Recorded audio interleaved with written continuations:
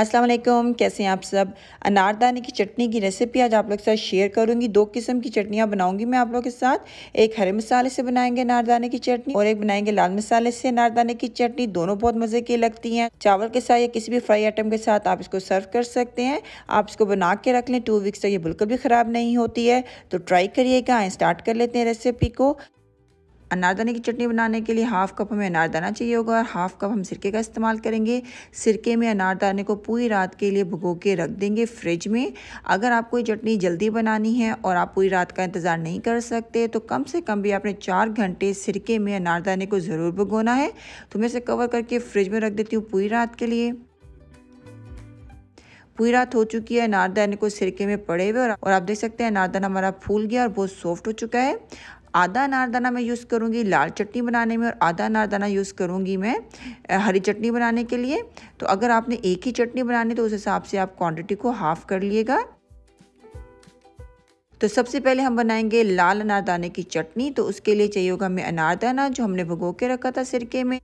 नमक का इस्तेमाल करेंगे, ज़ीरा डालेंगे, साबित लहसुन का इस्तेमाल करेंगे और यहाँ पे देखिए साबित लाल मिर्च है मेरे पास, मैं 6 डाल रही हूँ। ज़्यादा स्पाइसी नहीं पसंद मेरे घर वालों को। अगर आपको ज़्यादा स्पाइसी पसंद है तो आप 8 तक डाल सकते हैं।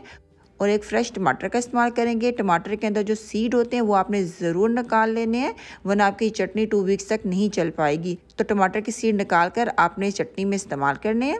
अब इन सब चीज़ों को ब्लेंड कर लेंगे और आप देख सकते हैं माशाल्लाह लाल अनारदाने की चटनी हमारी बिल्कुल तैयार हो चुकी है। कितना प्यारा कलर आया और जायके में बहुत मज़े की खट्टी मीठी सी होती है। तो ज़रूर ट्राई करिएगा इसको।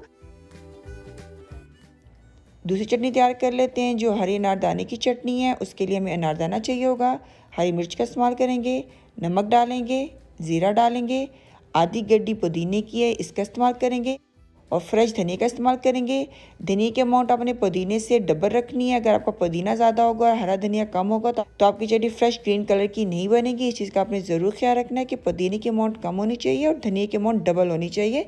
और धनिया की जो ये डंडी है इसको आपने बिल्कुल नहीं निकालना है। इसके साथ ही आपने चटनी को बनाना है क्योंकि इसके अंदर एक ख़ास खुशबू होती है फ्रेश धनिया की जो बहुत मज़े की लगती है चटनी में। तो इसको आपने बिल्कुल भी रिमूव नहीं करना है और साबित लहसुन का इस्तेमाल करेंगे। आप इन सब चीज़ों को ब्लेंड कर लेंगे। अगर आपको ब्लेंड करते हुए थोड़ी सी मुश्किल हो रही हो तो आपने पानी का इस्तेमाल नहीं करना है, आप थोड़ा सा सिरका इसमें ऐड कर सकते हैं। आइए इसको ब्लेंड कर लेते हैं। आप देख सकते हैं हरी अनारदाने की चटनी हमारी तैयार हो चुकी है। माशाल्लाह कितना प्यारा ग्रीन कलर आया है। ये इसलिए आया है क्योंकि हमने धनिया का इस्तेमाल ज़्यादा किया है और पुदीने का इस्तेमाल कम किया है। इस चीज़ का आपने ज़रूर ख्याल रखना है। उम्मीद करती हूँ दोनों चटनियाँ आपको बहुत अच्छी लगी होंगी। ज़रूर ट्राई करिएगा, फीडबैक देना बिल्कुल ना भूलिएगा।